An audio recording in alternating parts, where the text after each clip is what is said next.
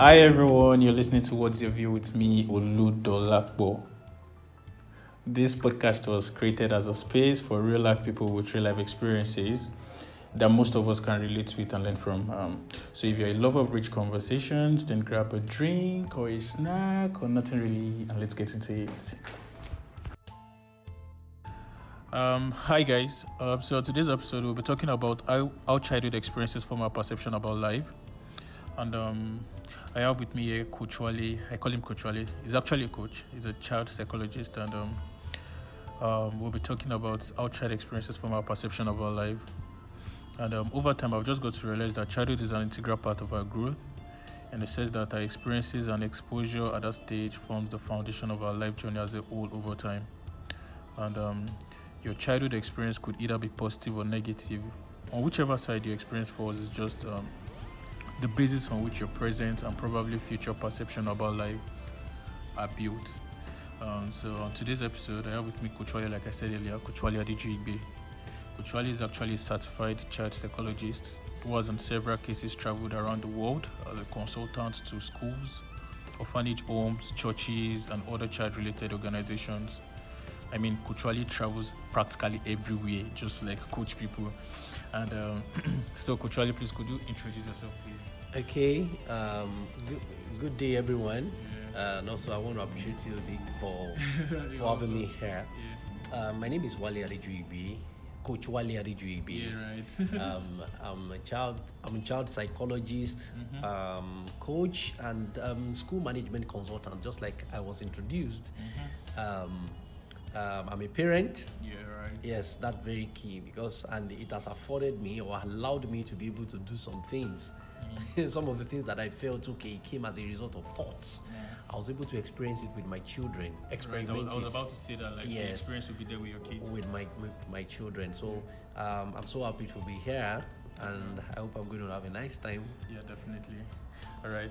So this is going to go. I'll be asking Coach Wale some questions, and he will be giving us, based on experience and based on what he has learned over time, accurate answers.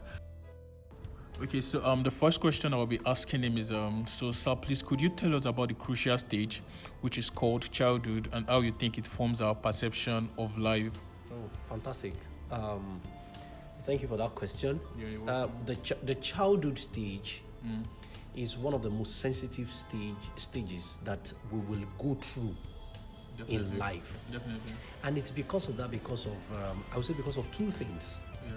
The first is the energy that is possible in a child that explains the different things that makes up their actions and makes up the interest and desires. When you put a male child, for example, when you put him in a room, I tell you, if that child is active, the room can never be the same.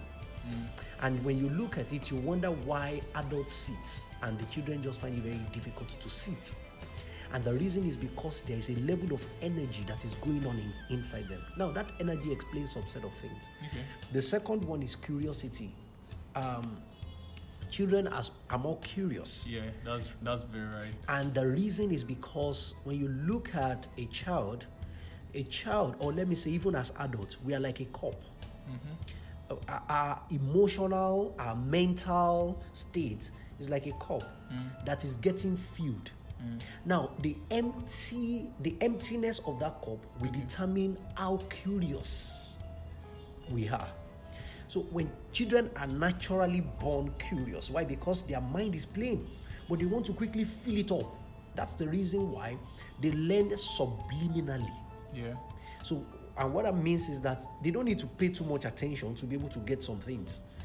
They just get things by just moving or by virtue of proximity. And the reason why this is very important is that this begins to form the perception of life and the way they begin to behave later in life. So that children learn faster through exposure than through education.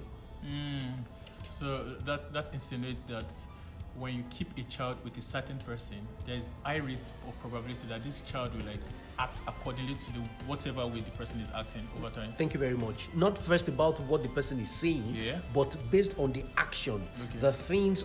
I mean, so, a man, an educational psychologist, I belong to a forum like that, and the man said that in Tanzania, that there was an experiment conducted. I don't know why white people went to Tanzania to conduct that experiment, but they conducted an experiment in Tanzania. They exposed a child to only animals. I didn't know how that was possible. Wow. For 3 years. And for the 3 years, the child did not stand up to walk. So when you look at it well, you discover that children begins to take not understanding action by the fact that they were exposed to people walking on their 2 legs. Sorry for cutting you in. I think this is not just applicable to children alone, or human beings alone. To an extent, I think it is even applicable to animals, because when you expose like a certain kind of animal to another type of animal, there's a way I think it will like live according to the way the other animals he has been exposed to, or it has been exposed to. That's true. Believe in. That's true. That reminded me of a story of how a lion was caught amidst sheep. Oh yeah. I think everybody knows that story. And at the point, the lion couldn't. The lion are carnivorous animals. Yeah. But this one, lion is eating grass every time. That's the power of the stage, the childhood stage, and now it forms our perception of life. In fact, don't let me say most of, virtually everybody, we share a part of our family. Yeah. And at the point, it looks as if it's genetical. There's a genetical explanation for that, or maybe it's a DNA. But when you look at it, really, you discover that it's a function of exposure. These are people that we grew up. Our consciousness came alive in their presence. Yeah. We saw the way they dressed. We saw the way the house were.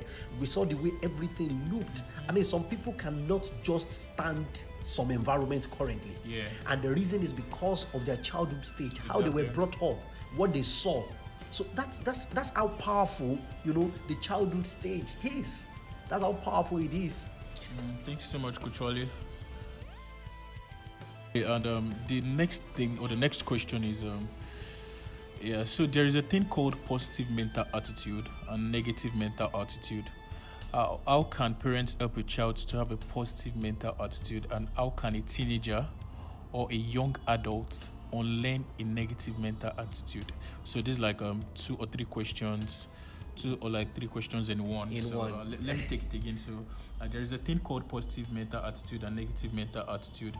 How can parents help a child have a positive mental attitude? I think we should just start with that. How do you think parents should help a child? Okay, fantastic. Like child from like 0 to 10, let me say 0 to 12, then 13 to 20, thereabouts. Yeah. Okay. So one of the things that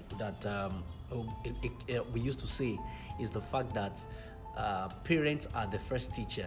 Yeah, right. of a child, and that's actually right because of certain things. When a parent is trying to work on the mental attitude, let's first talk about mental attitude before breaking either positive or negative. Yeah. Let's first talk about the mental attitude. Nothing comes naturally that is beneficial when you look at it well. Especially children naturally learn how to go south. The way it is the fact that children don't learn how to create just like that. It was as a result of a certain restriction to a particular environment or a simulation that is created that allows some children to just come up. There's a place of gift, but there's a place of actually fueling that gift to make sure that it come alive. Do we call that discipline? Discipline is one of it. Discipline is one of it. Sight and insight is one of it. My daughter grew up seeing me read, and now my daughter tells me often, like, "Daddy, where is my book?" And then I began to reason with it, like, okay, this is something that you are passing across. However, my son is not like that. And they are both under the same exposure. Yeah. So when we talk about mental attitude, there's a serious power in parents, especially when the parents are conscious of this early enough. Yeah. Yes. Before a child starts speaking, the child has already been communicating. So the only thing about it is that the communication is not the word communication. Not oral. Yes, there has been communication between the parent, between the mother and the child. And so when we are talking about this mental attitude, the parents must start early. Yes, from the time when the mother starts breastfeeding, the child starts showing attitude. Yes, the children begins to, some children breastfeed in a certain way. Yes, some children like to suck for a while and bite. They suck and bite. They suck and bite. So the mother begins to cop that because the language that children actually understand is consistency. That's the language. Even maybe 0, 10, 15, 20, it's consistency. If I'm consistent about your behavior, in no time you will soon get the message that this thing is not okay by my parent, and therefore I have to follow them. Now the power now lies in the parents to be able to make them follow you even to your absence. You see, that's the place of the Bible that says that teach a child in the way he should go, so that when he grow old, you will have taken the power away from him. He will think he still have the power. Some of us feel like, thank God I'm leaving home. When I get, in fact, I can now go to club. That club experience, I want to have that thing. But you know what happens? The child will go there once. But by the time the child gets there, the child just discovered that this is not for me. What is this? Yeah, I can imagine. So the parents are taking that thing away, working on the mental attitude. Consistency and discipline. Thank you very much. So when a parent wants to help a child to have positive mental attitude, because as a parent don't need to do anything to have negative mental attitude. It's natural.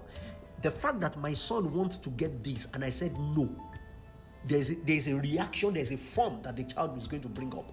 I agree. And when that thing begins to continue like that, the boy begins to wire. You see, it's like a strand of a broom. It came the first day, I held it. Came the second, third, third. By the time it got to the 500, it's just wrapped. And it becomes something that you can bend again. So the parent is the one that with response. Every sense of intentionality. Thank you. So response begins to matter to a parent early enough. When a mother is breastfeeding and then the child bites, the next thing to do as a mother is not to just say, yes, that's what mothers do. But there's an action that should follow. Not violence, but there's an action to let the child know that every time you bite me, there's a pain. Thank you. There's something that I'm going to do. So the message is communicated early before the child even start talking. So the child is now used to the response of the mother. That is now it becomes positive when the mother responds to positive things that the child shows, positive attitude. So when my son comes frowning and he wants something from me, the first thing I say to him, Daniel, if you don't laugh, I'm not going to give it to you. When my daughter comes around and is doing it, so they know me now. If they want something from me and you can't get it frowning, no. Why? I'm trying to let you understand. Life is not going to give you everything you want. Exactly. And at that point, when you don't get it, your next reaction is to frown. This is deep already. The next reaction is to start, no. I have to teach you about life before you go into life. So the positive, to be able to help my child to have a positive mental attitude, I have to put a lot in my response.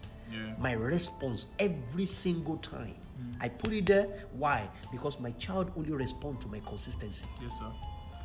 Oh, this is really deep, sir, and I love the way this is going already. Wow. Okay. So the next question: is there any principle that could aid in overcoming, or rather, there's another question in that. Yeah. Okay. So how can parents help a child to have? I think you talked about it already. Yes. Yeah. So okay, then we can jump to the other one. Said, how can a teenager or young adult unlearn a negative mental attitude? Now, precisely, how can they unlearn negative? Now, because you will see some adults and you just who raised this person? Who practically raised this person? Because this person is not behaving rightly. So how do you think a child or even an adult that I'm talking about 30 plus, 40 plus, how do you think someone in this age bracket And even a child here, like the primary thing we're talking about, how can such people unlearn negative attitude? Fantastic. Oh wow. That's a very Because I know to change someone is like one of the toughest things to do in the whole world. My God. To change someone is one of the toughest jobs to have in the world. That's so true. how do you think that can be done? That's okay. Thank you very much.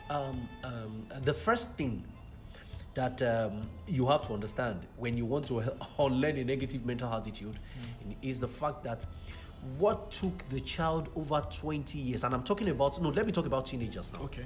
What took the child, 18 to 19 now? Yes. Okay. So what took the child 15, 16 years of his life to master will not take you 1 year. To unlearn? Yes. Never. So no matter your consistency, because we are talking about behavioral ways. One of the concepts of behavior is the fact that things becomes easy when it's repeatedly done. Okay. So there's nothing like an easy option. It's just things that have become so easy. And the first set of people that mastered this thing I'm talking about are terrorists. Wow. They ensure, terrorists and soldiers, they ensure that they make every of their members get used to the hard way so that it becomes easy. The first thing they do is to make the hard easy. So you see somebody says he sits down with a book and finish it. Check. It was because it was not easy. It was because it has been mastered. So, and that's the problem. A lot of people want to change someone that has mastered certain things. Now, the mastery enhances me to do it without effort. Now, you are giving me another thing to do now.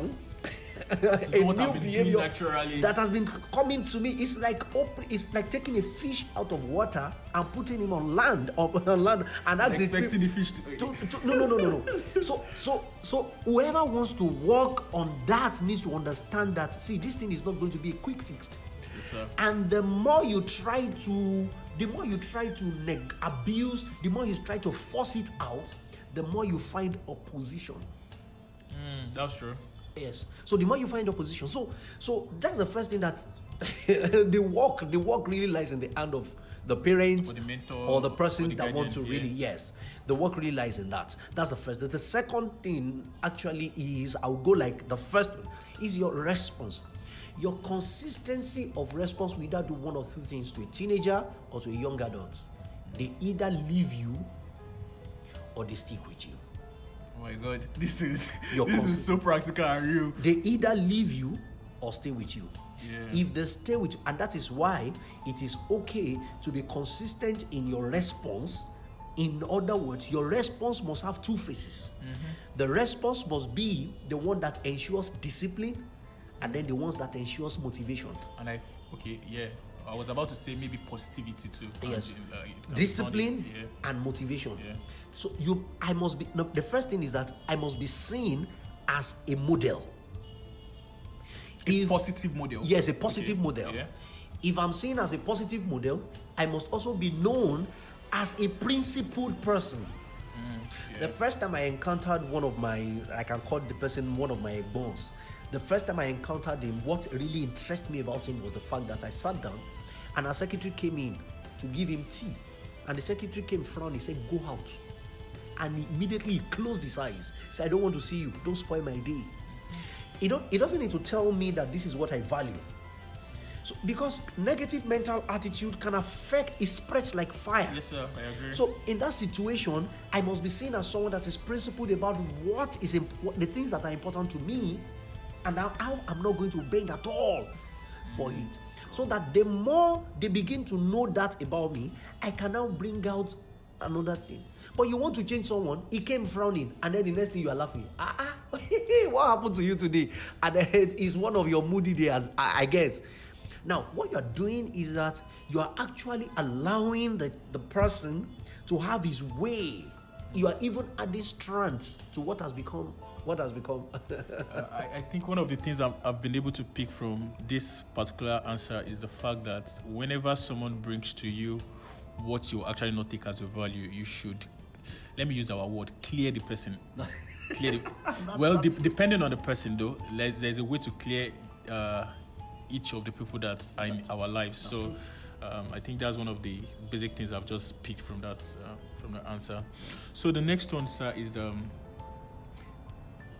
is there any principle that could aid in overcoming an abusive childhood experience? Like, is there any, should I say, principle or philosophy or teaching or anything that could aid in overcoming an abusive childhood experience? Because a whole lot of people are still carrying the baggage of the experience, the negative experiences they had while they were growing up. And to be honest, if you ask other psychologists and let me say therapists, Yes. they will tell you that most of the people they are seeing today, most of the therapy sessions they've been having is as a result of maybe childhood experiences that people haven't overcome yet and all.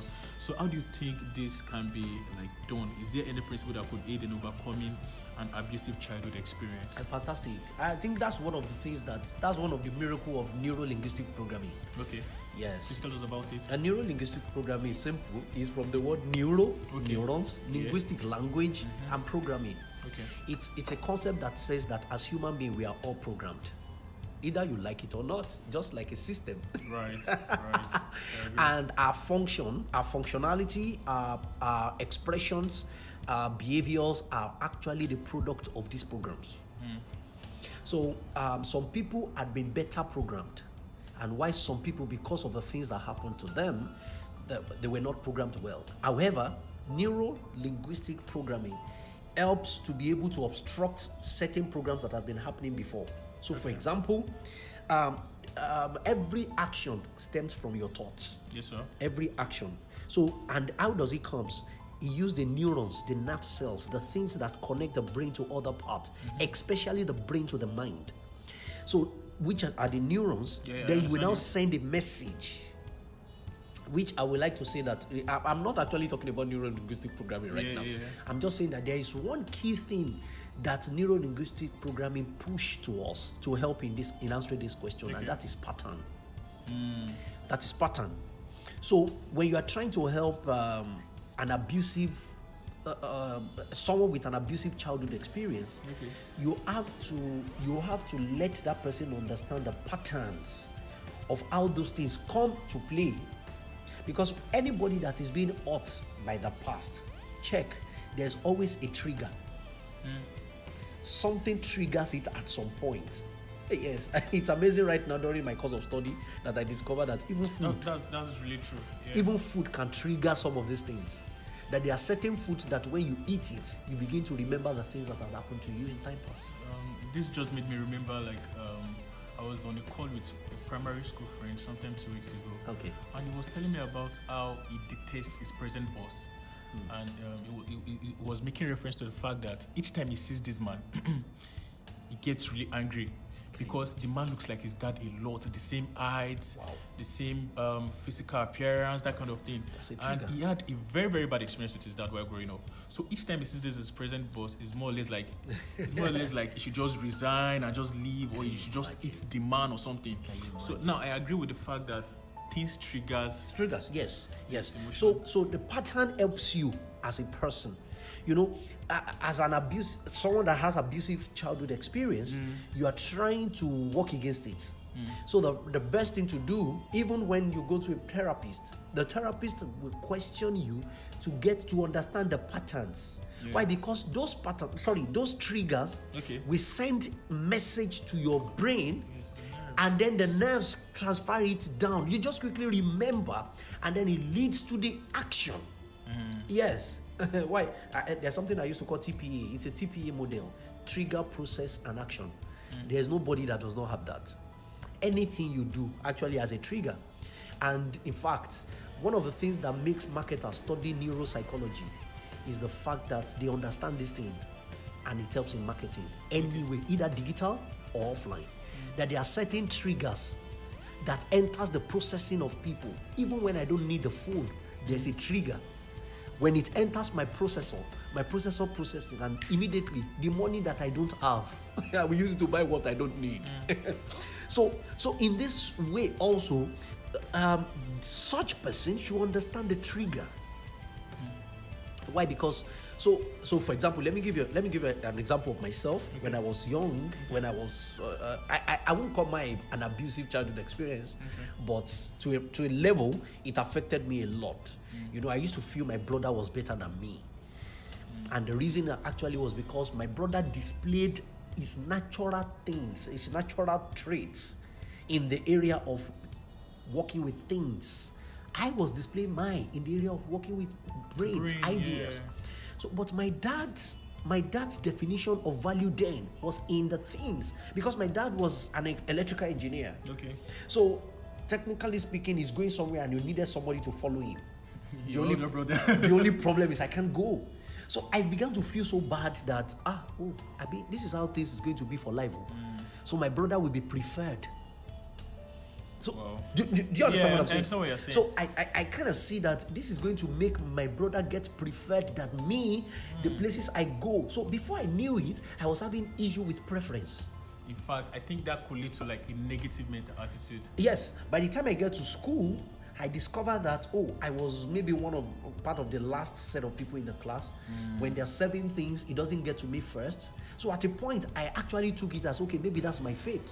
That is what I'm meant to do. That is how I'm meant to live my life. I'm not going to be among someone. I can't really get to a place. And it's amazing how this thing taunted me till university days. I tell you.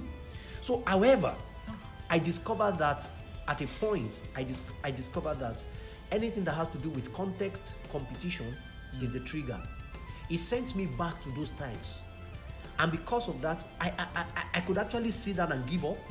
But I made up my mind that I'm going to give it up. I'm going to give the best that I could do. So there was this time when I got to university, I learned how to play guitar. And it was because of this that made me committed everything to learn the guitar. And I learned it. I played guitar to the point that I was one of the best on campus. Wow. So, and the reason is not because I just wanted to do it. A lot of people were even wondering, like, how do you learn guitar so fast? But they didn't know that I was actually fighting a battle of preference. I wanted to get to a place and people refer me. I wanted to get to a place and people prefer me to maybe others. I felt, okay, why will everything just look like that? So at a point when I was getting that, I was feeling okay. So, but along the line, education came in. Yeah. Yes. So, and that's the second part that helps. You have to understand. This is not motivational. Okay. It's not motivation. You have to understand that either you are at the forefront or you are at the backside. It's in your hand. Yeah. Is in your hand. At that point, when I got to understand this, that see, there's no point trying to impress people. Right. Just become the best in your own area. In your own area. At that point, I think it was Ronaldo, this current Ronaldo, Cristiano Ronaldo was very hot, and I was wondering, like, okay, so what was it doing differently? Yes, what was he doing differently? But all I could see was the fact that, okay, so when this guy is being asked a question, he speaks Portuguese, he couldn't speak English. So why? But he's doing what he's doing so well. Nobody cared about the fact that he went to school. Nobody cared about the fact that he went. Oh my God! So what it means is that if I can do what I'm doing currently so well, I'm going to get. So that was the. I would say that was the breakthrough for me as a person, and really that's one of the ways to get through abusive childhood experience. You just understand that, okay, there is a principle of pattern. You have to understand the trigger and how it affects your brain. Now, you can't do anything to the trigger because it's a come. Definitely, the power in you changing that does not lie in you avoiding trigger, because you can't avoid triggers. Yeah, definitely. However, where the real work is in your processor. Is in what comes into you and how you process it before it leads to action. Some people just process and then they go down. You just discover that their mood changes all of a sudden. So you're processing it. That's the site where you begin to work on it. Wow. This is like really, really deep. I'm not going to lie to you, because wow, it is bringing a whole lot of memories to my head now. Going to the next question, sir. So physical, sexual, emotional abuse and neglect are experiences that don't leave the abused early or at all.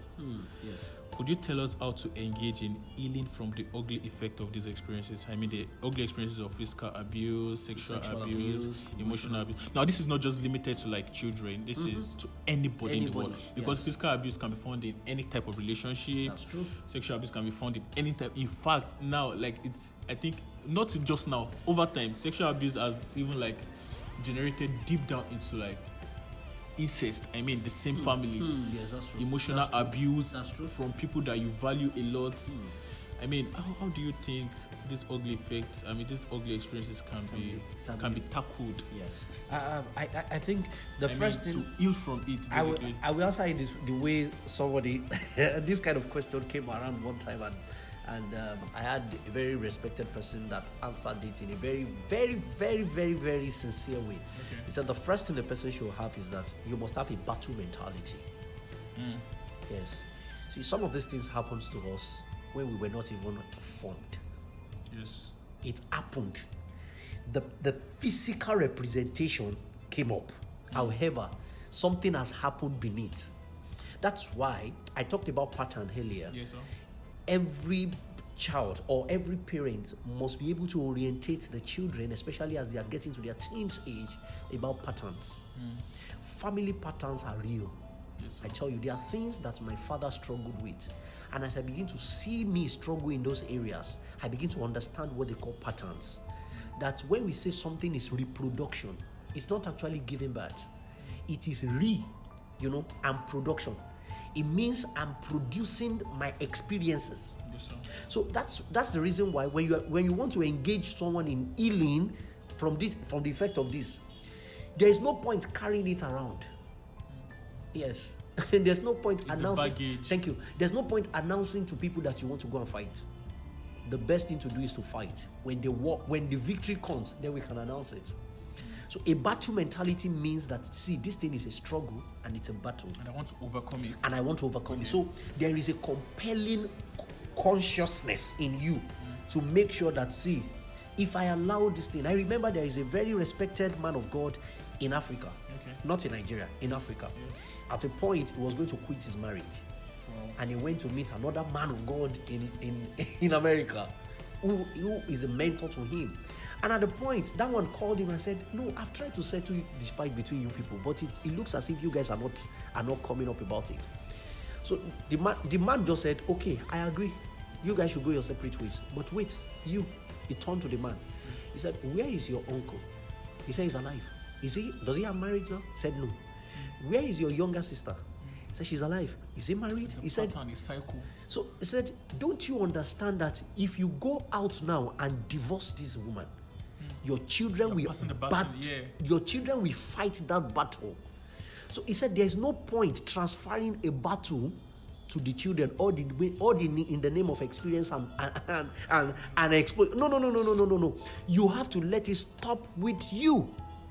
So that's why the battle mentality is something that helps. That is the healing process. That this thing must end with me. And the problem about it is if I allow it to linger, my children may pick it. So that's a physical, sexual, and then the second thing about it is the fact that there must be a consciousness of purpose in this thing. Some of these things happen to us: emotional abuse, emotional neglect. It happens so that some people will be able to really, how best do you think someone like Joyce Meyer will be able to pass a message across? You know that she has healed from it. Thank you very much. So it's not even the healing that matters. It is the process of that healing that becomes a story that a lot of people can resonate with. So if you want to go through that healing, please don't go through the healing for yourself alone. A lot of people want to get healed from this thing because of how they feel. No, it's more than that. It's more than that. The minute you are selfless about certain things, the healing process becomes easy. So you have to understand that the reason why I have to go through this healing process is because there's going to be a lot of people. And that will even heal from your own story. By 2030, I don't know, in fact, I'm even very afraid for people that are giving birth to boys now. By 2030, it is said that 4 out of 5 boys will masturbate before the age of 15. 4 out of 5. Wow. will masturbate before age of 15. And if care is not taken, it will linger on for God knows when. Now, the reason why I'm saying this is because somebody that has been healed from possibly masturbation or addiction to pornography can be the best way to communicate. Why? Because the person can understand the trigger, the person can understand the way, and the person can even speak directly to some of these people. So I begin to say that, see, there are some jobs that is more than engineering or it's actually a calling, man. I don't want to call it a job. No. You have to come on a professional ground so that some of them can come to you. There are some jobs that really will have to become a professional job. So, how many children or how many boys that masturbate can come openly and walk up to someone and say no? So it has to be projected as I am a professional in this. Whatever you say to me stays with me. I can understand you, so that we are going to have a way of working with that mental attitude and that mindset that we got from that ugly experience, as it were. So there's going to be a purpose, consciousness for the person going through that healing process. If these are things that happens at therapy session, we begin to let the person understand that, see, if it happens to you, it can happen to anybody. Millions of people. Yeah. So the most important thing right now is the fact that please document your stages of healing. Why? Because you are going to need it when you are helping others. That's true. And that makes the life of them, because one of the things about physical, sexual, emotional abuse is the fact that neglect, it makes people feel worthless. It affects the self-esteem. Yes, it makes people feel worthless. But the minute you begin to help others, your worth starts increasing. The worth starts increasing, and then the more you want to go to places, the more you feel your life now make meaning. The more you feel your life now counts. And before you know it, things begin to come up like that. So the healing process has to be, it has to involve the person. A lot of times, people that want to go through healing from this used to look at the therapy or the coach or the person. I said, no. Your attention is on me, but your attention should be on you. Healing process. Yes, the attention should be on you. Why? Because this is war. It is really war. So you are the one that needs to be very strong. Not my skill, not my experience, not my ability to be able to take you out. If you don't go out of it, no matter how hard I'm trying to take you, it's going to be very difficult. This just brought a question to my head now, and it's about parents enforcing children to study a certain course or to go to a certain school or to say, oh, you must not be friends with this person. And all this enforcing of a thing. Without doubt, there's a way this could have affected so many people in different ways. That's true. What would you say? What would you suggest to parents in this aspect? I mean, you just have a child. Oh, Dolapo, you're going to this school. This is the school you must go. You cannot change it. You must go to this school. I don't want to see this person with you. Okay, I agree to the fact that there might be something they've seen about the person that they don't want the child to work with again. But I think there should be a better way to communicate it. Be able to communicate it. So what would you suggest? What would you say in that? I mean, in light of that? Well, I think the most important thing I would say to that is that parent needs to be more educated. I'm sorry. So many parents are schooled, but they are not educated. Parents need to be more educated about certain things. Right from the time when a mother conceives, one of the things that has been on right now is the fact that a pregnant woman is looking for another pregnant woman to be able to do what? To be able to share experiences and to be able to take reference from them. However, when they give birth, they are also looking for another person that they want to take reference, who has a child that they want to take reference from. And it's so amazing that that's a lifestyle that people don't understand that they master over time. So I have a child that is displaying so many things in the aspect of art. And I have a friend that his child shows in mathematics. Then I want my child to go and learn fashion because this one learned fashion. Why? Because when I was pregnant, I was looking for another pregnant woman. I hope you understand what I'm saying. Yeah, I understand what you're saying. I do. So a parent needs to understand, and education does something for you. Education limits your options. That's one of the most important things that I've learned. Education, good and quality education, limits your options so that at a point based on the intensity of education, you no longer take reference from people again. When we were in SS3 or senior secondary school, you discover that a lot of people want to study maybe medicine because their friends, someone wants to study medicine. But by the time the same two people, the same person gets to the master's degree level, you discover that the options will have been limited. Yes. When I was in university, I had a lot of options. I wanted to be a musician. I wanted to be, because I was playing guitar, I wanted to be a soil scientist because of my background. I love to be a public speaker because I functioned as in leadership role in my fellowship. I had a lot, but I discovered that the more I was growing and I was learning, the more my options were coming slim.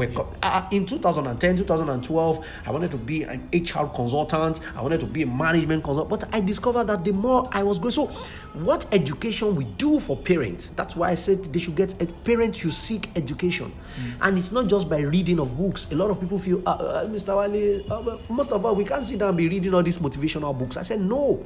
Observation is a very important part in education. To be able to observe who and what, to observe the children, the things that brings about that they are inclined to naturally.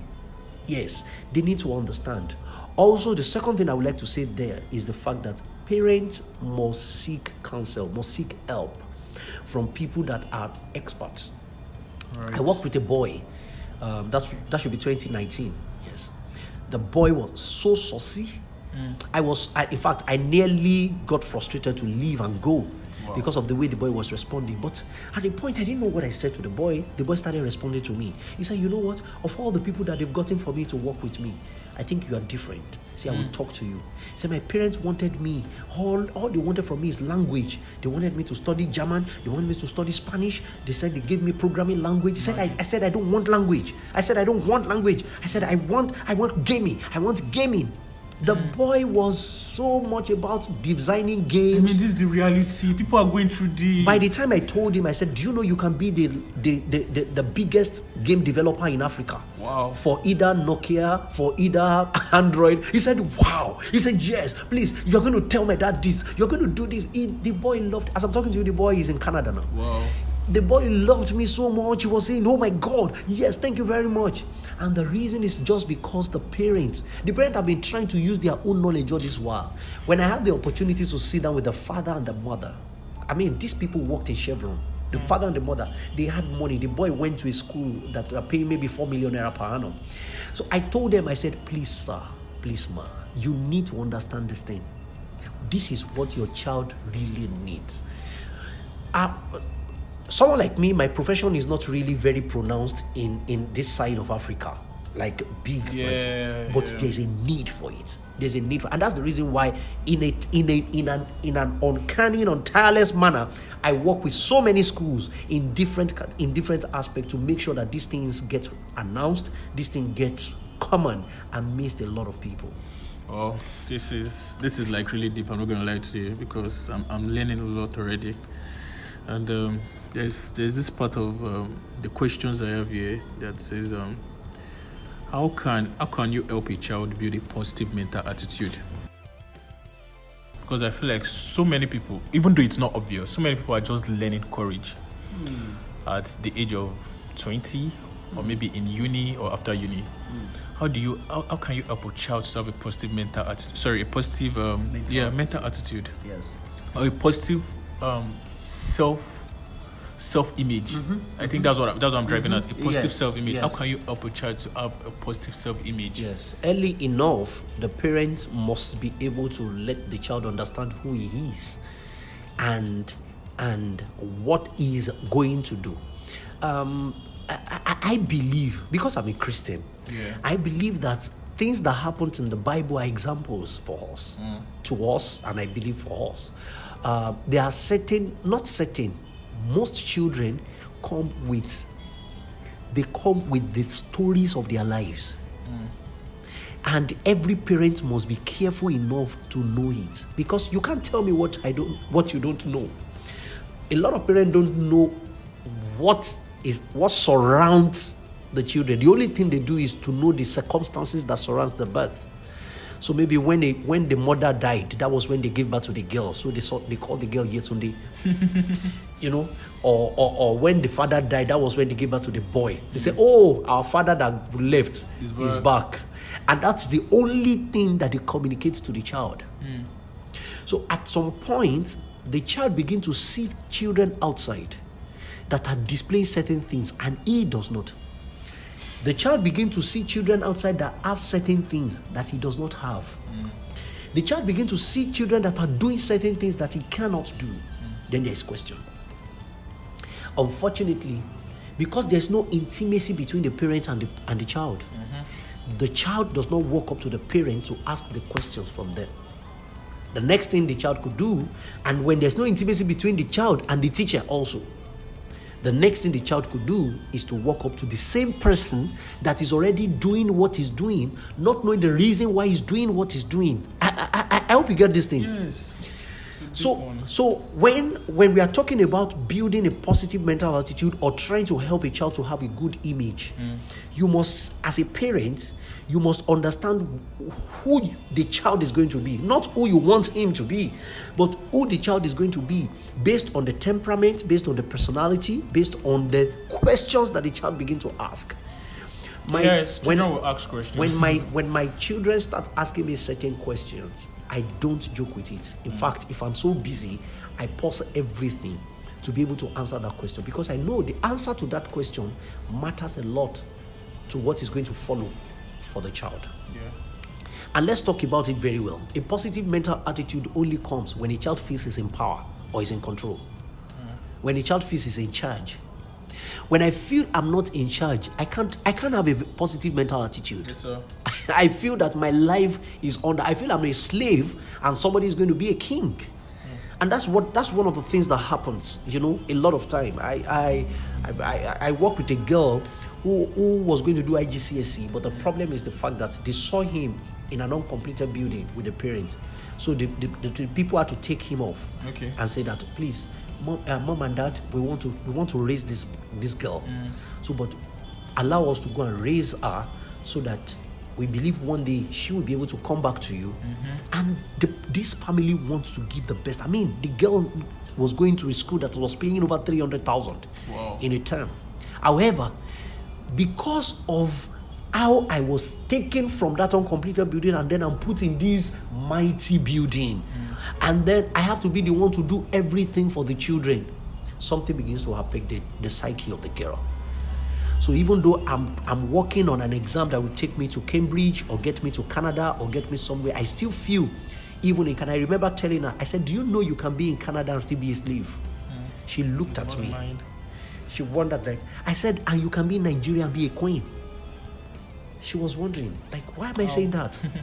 I said, the reason is because one of the things that happen is this: you are trying to take yourself out of something. However, even though the parents are trying to take you out of it, but the children of the parents keep saying a lot of things. You are not our sister. You are not part of us. Even if they don't say, they act it. They act it. You are not one of us. You are not one of us. And then it begins to work on it. So I had to work on the girl and let the girl understand that, see, let me make you understand. Modeling, I use that. Pathways in what sense? Some people have tread this path before. Yes, sir. And one of the things that have worked for them is the fact that they did not lose sight. They did not lose their focus. There's a focus, yeah. There's a personal definition that they had. I just took the girl through all this. And you know what? These are things that the parents should have done. But unfortunately, even parents themselves don't have positive mental attitude. And then you can't give. Even a baggage they themselves are bringing from childhood. You can't give what you don't have. Exactly. It's not possible. It's not possible. You have to feel in charge before you can develop. So one of the things that a parent can do for a child is just to put the child in charge of his life or her life. This you're talking about just brought another question to my mind now, and it's just about. I don't want to use children precisely, but I think it's mostly children that stay with other families, other people, and they don't just have the full access to maybe their parents. I mean, like, to the people they are staying with, they don't have full access to their guardian. Let me say it. Like, the best they could do is just like walk in the house, stay in their room. They don't have access to any elderly person that they can talk to. How do you think these people can be helped? One of the things that really I actually talk about in creating controlled environment is the fact that it's not bad to have a controlled environment. Why? Because I share this philosophy that in the presence of multiple privileges, control becomes very important. However, in controlled environments, exposure is also very important. So I've seen this same question you ask. Okay. Some people had engaged me to be able to work with their children so that the child can have an external perspective, which has worked, in fact, so well. However, this episode has been more than one. However, when you have a child in a controlled environment like that, and the child does not have access to people, we are on earth. The world is built for things to come down. I'm sorry, I say that every time, and I'm wondering, like, okay, so Mr. Wale, what are you trying to say? The law of gravity, the day you decide to go up, the world is against you. If you decide to come down, the world supports you. If you are building anything, check it. Some people build marriage is by talk. When they said divorce is going to happen, you saw everybody just have to say yes, let them do it. But when they say we are trying to imagine, they say the girl is senseless. The word ensures that if you want to go down, it helps. We build with 3 or 4 months. We destroy in one day. That's the world that we live in. So when the child is going to be free, which is inevitable. It's inevitable. When the child is going to be free, the way the world is going to orchestrate influences in that child's life, the child will look for someone who will not bring him up, but will take him down. So one of the things I used to say to parents is that a parent must not see to the welfare of the children. They must also see to the farewell of the children. Yes, sir. That it is not what you give to them and provide for them that matters. It is for the day that they will tell you, Daddy, I'm going now for the next 30 days. I won't be around. So the essence of a controlled environment is to make sure that the day they will go out, there is a pattern that has been put into them. I mean, something happened during the course of the week. Okay. My 200 level, I had the privilege of spending like 2 weeks in my uncle's house. Okay. In a place, very close to Lagos. And in that house, there's no television, no stereo system, nothing like that. There is no home theater, nothing. The children just come back from school, they sit down, they do their assignments, and they go. It was really hostile, I can say that. And the reason is because we are Christian family. I was shocked when I sat down and the first child sat beside me and he collected trophy to drink. Hey, I looked at him, I said, you, even in my presence, by the time he had sipped, for you to know, he had sipped it. It just, the way I talked, he just returned the thing. I said, please, I'm sorry. So what happened is the fact that you see what controlled environment. The effect of the control. Thank you. So what needs to be done is the fact that even though we have a controlled environment, we need to begin to bring some set of things into the control room. There should be, let me use this. When a terrorist gets a 10-year-old boy, I asked this in my training when I train teachers and some other educators. I said, when a terrorist handle a 10-year-old boy and they control him, they put him in a controlled environment for 2 years, when he comes out by 12 years, what is he going to become? Terrorist. A lot of people tell me he's a terrorist. I said, wow, Terrorist. You are sure? You didn't doubt that? I said, how come a child spends 6 years in our schools and we don't know what they will become? When that child can spend 2 years, I said the problem is that something is wrong with the curriculum. Nothing is wrong with the control room. Everything is wrong with the content that is going on in the control room. So I mean, Coach Wale just giving me buzz boost here.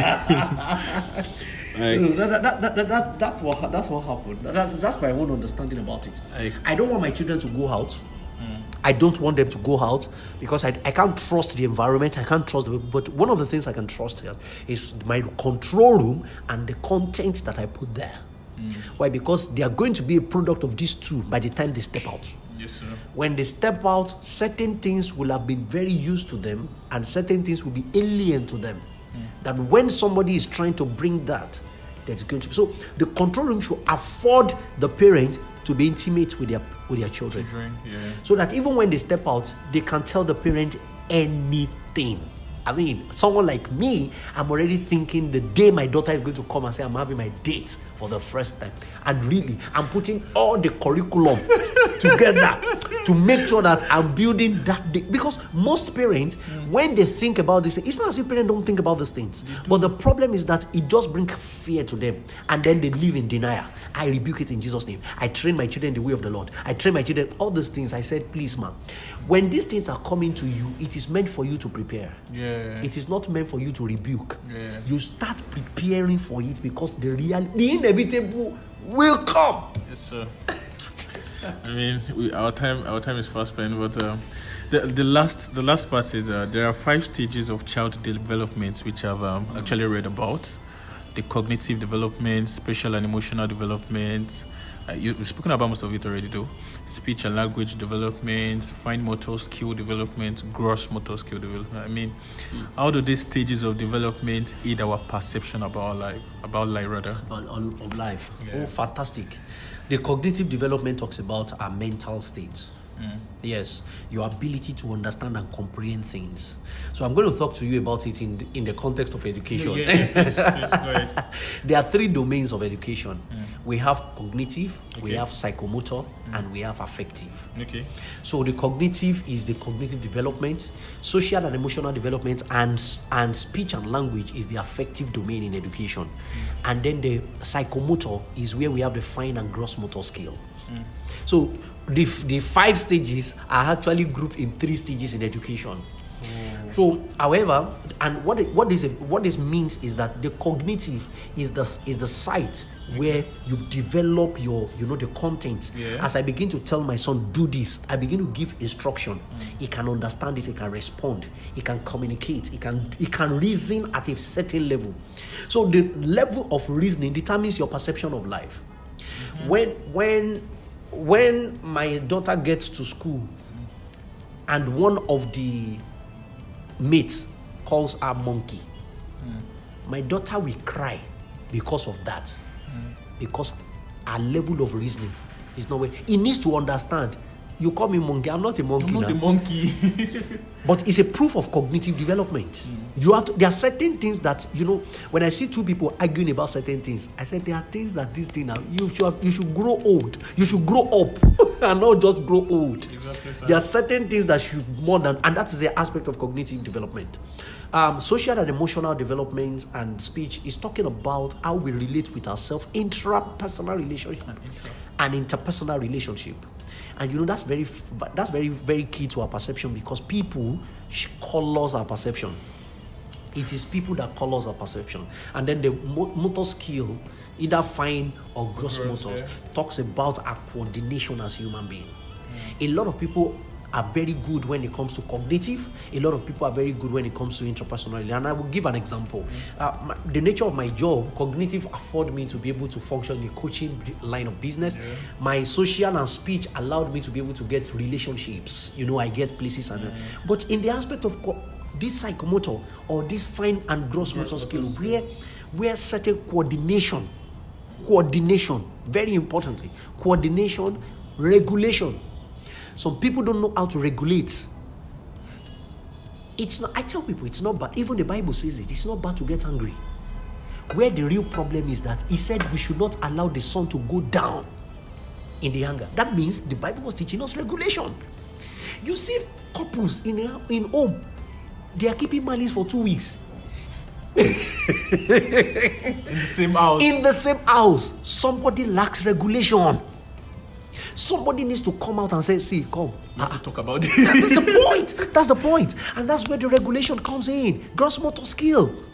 So when you look at the way this thing works, honestly speaking, some people take their childhood experiences and they walk it down their ages because they couldn't put a stop to it at a point and how it affects them. So when we talk about how these stages of development affect our perception, we need to understand that, see, the three works together. It works together in our perception. Yeah. So, and the three is so powerful because it takes away experiences. Without experiences, you can achieve these things. Without experiences, yes, you can achieve it. That's why we see that there are professors. I'm sorry to say this. There are some professors that still sleeps with their housemates. Yes, cognitive, they are there. Let me assume maybe social, they are there. But the problem about it is that, can you come to the realization of the fact that this is my house girl, and there are things I can't do, So it affects a lot when we talk about the perception of life. And the most important thing is that every parent, because to be honest, I'm not just expecting this depth, and this is like deeper. To be honest, like when I was preparing for this, I wasn't seeing it this deep at all. In fact, I just read a book. I was reading Emotional Intelligence, and we were talking about perception about life and how childhood experience is one of the things that forms our perception about life, our exposure, the people we speak to, and all those things. So, okay, this looks like something I can bring on my podcast, and everyone is like this deep, man. It's really deep. Thank you so much, Coach Wale. You're welcome. This is really deep. I wasn't expecting this vulnerability, this intentionality. I mean, thank you so much. You're welcome. And I'm very sure everybody that listens to this episode would have learned, one thing or the other. And I just hope that when next people will be hearing from you, you're already taking conferences in the abroad. I'm very grateful for the opportunity you've given me to have this conversation with you. Yeah.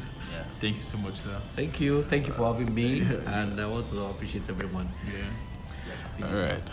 So thank you guys. I just hope you enjoyed, or you are enjoying this. You enjoyed this episode as much as I did, and the depth in it. And right when I send a newsletter about this, you will get a full detail of how to reach Coach Wale if you have the intention of doing that. And I'm very sure he's going to do justice to whatsoever you bring up to him. Thank you guys, and bye.